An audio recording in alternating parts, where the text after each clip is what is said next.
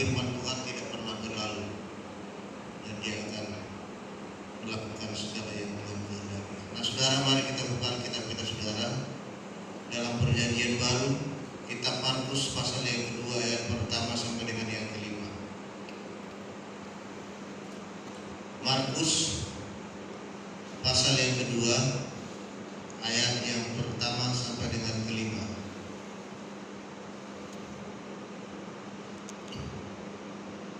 Sudah ditemukan firman Tuhan? Kita baca bersama-sama dalam hitungan yang ketiga. 1, 2, 3. Kemudian sudah lewat beberapa hari, waktu Yesus datang lagi ke Kapernaum, tersiarlah kabar bahwa Ia ada di rumah. Maka datanglah orang-orang berkerumun, sehingga tidak ada lagi tempat, bahkan dibuka pintu pun tidak. Sementara Ia memberitakan firman kepada mereka.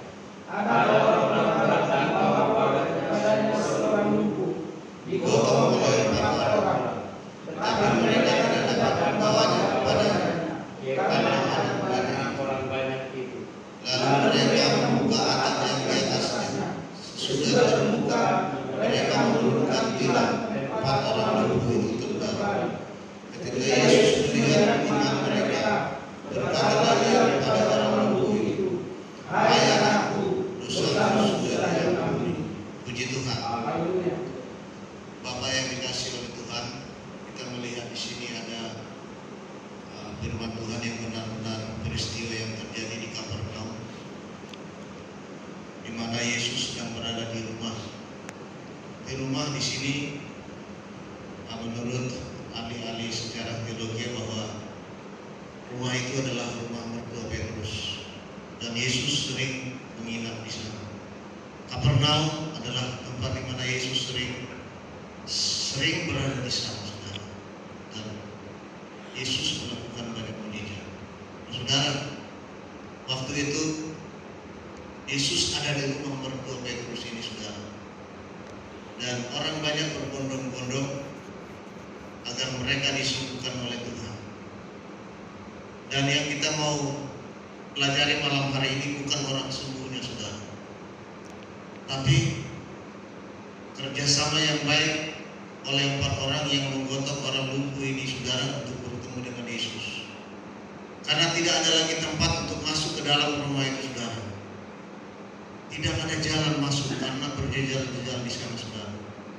Lalu mereka berinisiatif, ke-4 orang ini, saudara, menaiki tangga, naik ke lantai 2, lalu menurunkan orang lumpuh ini pas di depan Yesus. Nah, saudara, rumah waktu itu di zaman Israel seringkali ada lantai 2 untuk menjemur gandum. Nah, inilah yang dinaiki mereka, saudara. Mereka pakai tangga. Saya yakin itu tangga seperti yang kita tahu, saudara. Nah, mereka menggotong orang lumpuh ini, saudara, untuk naik ke lantai 2. Sesuatu pekerjaan yang sangat sulit, menggotong orang lumpuh yang tidak bisa berjalan bisa naik ke lantai 2 rumah. Nah, saudara, apa yang kita lihat di sini, saudara? Seperti apa 4 orang ini, saudara?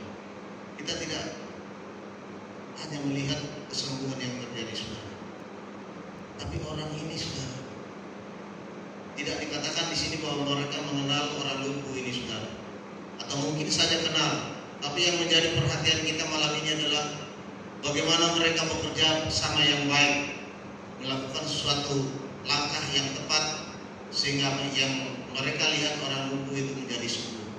Nah, saudara, ada kepedulian besar yang dimiliki oleh 4 orang ini. Ini yang pertama, saudara, yang kita lihat. Pedulinya bukan sembarangan, saudara. Mereka memiliki kepedulian yang sangat besar. Olong nibada belga, bukan hanya belas kasih dengan kata-kata. Mereka berempat ketika melihat orang lumpuh ini, saudara, dia tidak berkata, "Kasihan sekali orang ini, bagaimana bisa masuk ke rumah ini?" Tapi kasih mereka benar-benar keluar dari dalam hatinya yang paling dalam. Kasih kondisi yang memiliki kepedulian yang besar. Nah, diwujudkan saudara, lalu mengangkat orang lumpuh ini, mengambil inisiatif untuk naik ke lantai 2, saudara. Saudara yang kasih di dalam Tuhan, apa yang kita lihat di sini? Kalau kita tahu Bapak, saudara, kita memang semua manusia biasa. Ada yang salah, ada yang cuek, ada yang acuh tak acuh, ada yang asal gabung saja, macam-macam saudara, asal ngumpul di kebaktian Bapak saudara. Tapi saudara, mereka ini bukan seperti ini saudara.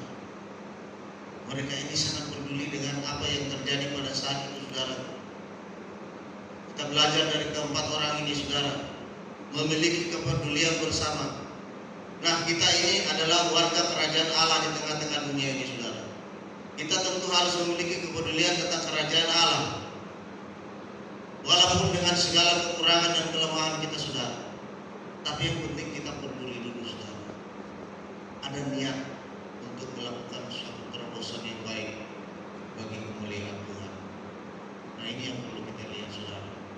Orang yang empat ini saudara kerjasamanya sangat baik. Saya nggak tahu bagaimana cara mereka memotong orang lumpuh naik tangga saudara. Sempat jatuh sedikit saja saudara, mungkin dia akan mati. Sedangkan dia tidak bisa lagi berjalan. Caranya saya nggak tahu dia bisa naik ke lantai 2 dengan memotongnya saudara. Nah, saudara yang terkasih di dalam Tuhan, ketika kita peduli tentang segala sesuatu yang baik menurut kehendak Tuhan, apapun bisa kita lakukan. Amin. Amin. Itu pasti bisa kita lakukan.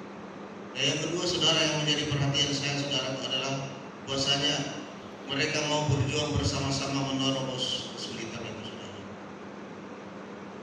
Mereka berjuang bersama-sama dengan satu semangat, orang lumpuh ini harus bisa berjalan. Mereka berjuang kerjasama yang baik. Saudaraku, kita perlu berjuang lagi saudara. Kalau saya melihat yang Bapak ini banyak yang harus kita perjuangkan saudara. Mulai terbentuknya kaum Bapak ini saudara, saya belum melihat pertambahan, katakanlah pertambahan orang-orang yang duduk lama-lama di rumah Tuhan, khususnya kaum Bapak saudara. Saya melihat kita hanya beberapa orang saja. Saya belum merasa sebagai hamba Tuhan ini beban iman bagi saya. Untuk saya mendoakan orang lain, khususnya kaum Bapak, untuk mau berjuang supaya orang-orang lain juga menerima keselamatan dari Tuhan, supaya orang-orang tidak menganggap sepele persekutuan kecil seperti ini. Karena banyak orang merasa persekutuan seperti ini tidak ada gunanya. Capek-capek jauh-jauh ke sana saudara, capek-capek jauh-jauh ke sini hanya untuk menyanyikan pujian, hanya untuk mendengarkan firman Tuhan, lalu berdoa, dan sudah selesai saudara. Tapi yang kita lihat adalah bagaimana orang ini saudara berjuang. Apa perjuangan kita hari ini saudara? Kita harus sama-sama bertanggung jawab Bapak yang dikasih oleh Tuhan untuk organisasi kaum Bapak ini saudara semakin.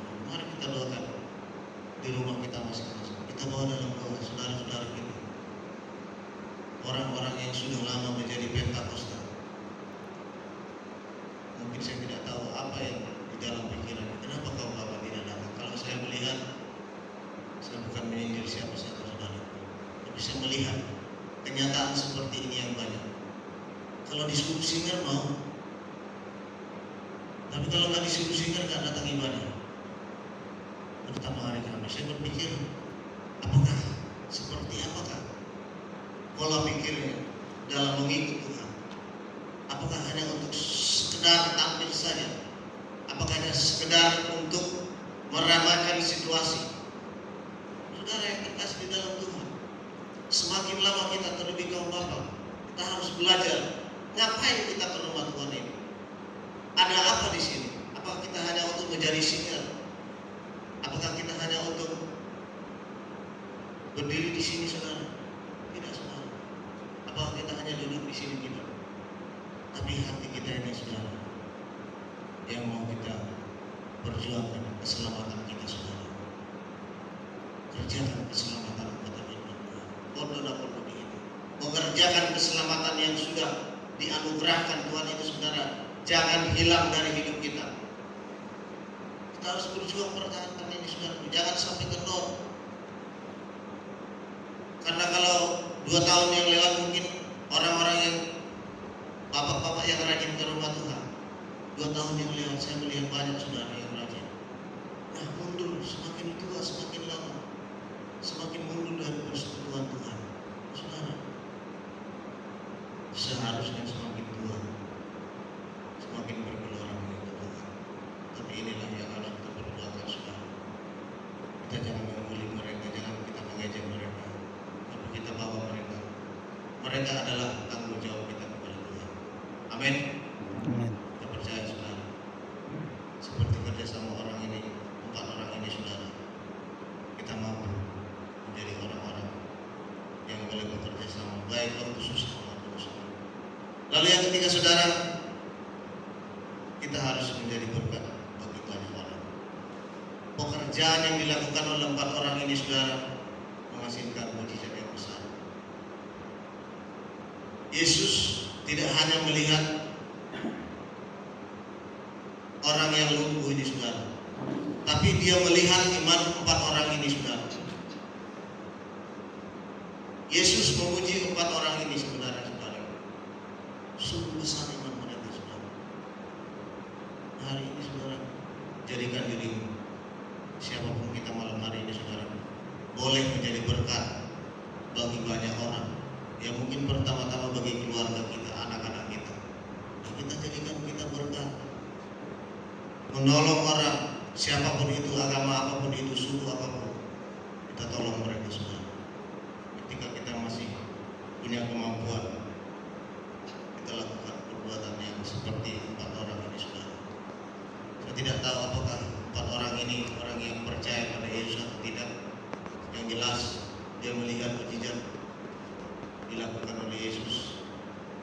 Dia berempati sangat besar pada orang yang lumpuh ini saudara.